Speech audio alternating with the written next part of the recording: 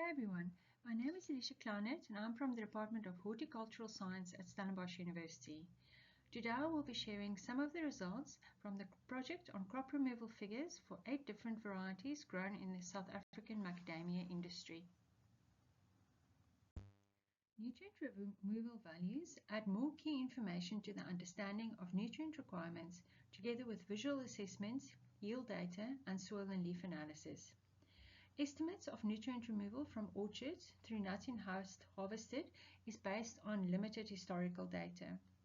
Previous studies done in Australia reported on crop removal figures averaged from 3 varieties and extrapolated to other cultivars.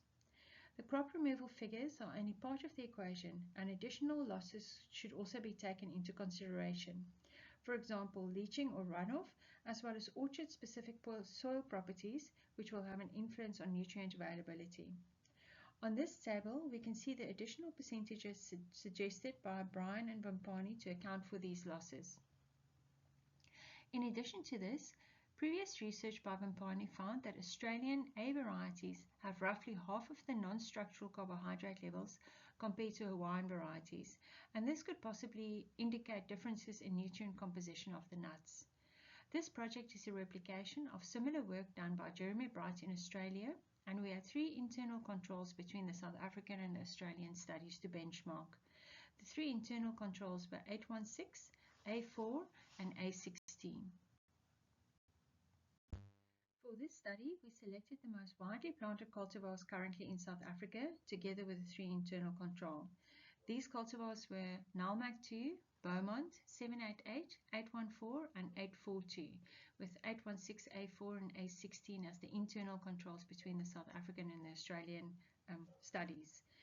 With this study, we aim to address the following questions. Firstly, would we see vast differences in nutrient composition between varieties? Secondly, would there be differences in nutrient composition between the production areas? And lastly, how close would the measured values be compared to what was recommended by Vampani? Farms were identified in Mpumalanga and southern KwaZulu-Natal that had most or all the varieties growing in the same area, so that management practices and other variables was as similar as possible. For each sampling point, 2 kilograms of green mature nut in husk samples were collected for each of the identified varieties. This sampling took place at 3 points during the season, with an early, a mid and an end of season sampling to obtain an average value for the growing season. And this was then repeated across the 2 growing seasons for both of the growing areas. The nutrient levels were determined individually for the husks, the shells and the kernels, and also separately for the different varieties using ICP analysis at the Central Analytical Facilities of Stellenbosch University. I will now show data from the 2 seasons for the samples collected in Mpumalanga. On this first slide, we have graphs showing the total amount of macronutrients removed by 1 ton of nut in husk at harvest. The different varieties are plotted on the y-axis and they range from the highest to the lowest total recovery measured. The averages of the Australian versus the Hawaiian cultivars are also indicated, as well as the value obtained from the Vampani study, which is indicated in red and used as a control in these graphs. So we found that for nitrogen, there is an 11.5% overall difference between the Australian variety average and that of the Hawaiian average, but the variation overall between the highest and the lowest value between the varieties is 25%.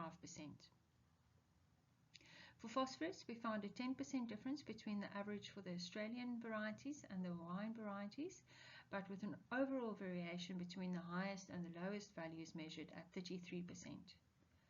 For calcium, there was a 14% difference between the averages for the Hawaiian and the Australian varieties, with the highest overall variation between varieties measuring at 39%. And lastly, with potassium, there was a 19% difference between the averages of the Australian and the Hawaiian varieties, with the largest variation between the specific varieties measured at 30%. For season 2, we see a shift in the varieties with the highest kernel recovery values. These graphs follow the same layout as that of season 1. For nitrogen, there was an overall 20% difference between the Australian variety average and the Hawaiian variety average, with an overall variation between the highest and the lowest value between varieties of 44%. For the phosphorus values, there was an overall difference of 20% between the averages of the Australian and the Hawaiian varieties, and the highest variation between varieties was at 45%. So similar trend to nitrogen here. For calcium values, we saw an 8% overall difference between the average for the Australian and the Hawaiian varieties, and the largest overall difference between the specific varieties were at 48%. And then lastly, the potassium values had a 4% overall difference between averages of the Australian and Hawaiian varieties, with the overall difference between the highest and the lowest measured value at 32%. The following tables list the values on average, so irrespective of variety, for the individual components of the nuts, together with Jeremy's data gathered from New South Wales as well as Mpani's values. Values are expressed as kilogram per ton nut in husk.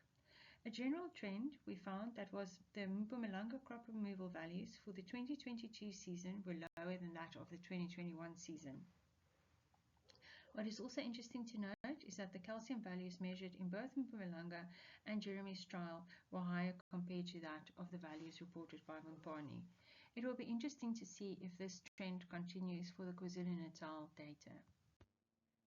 This trend was also evident in the comparison of total values, with the second season in Mpumalanga having lower levels of the macronutrients, but similar values to Jeremy's data as well as Mpani for boron and zinc.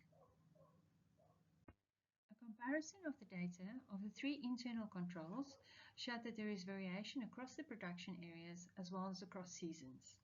Ideally, these values should be recorded over several years for individual varieties grown in different production areas in order to obtain a long-term average.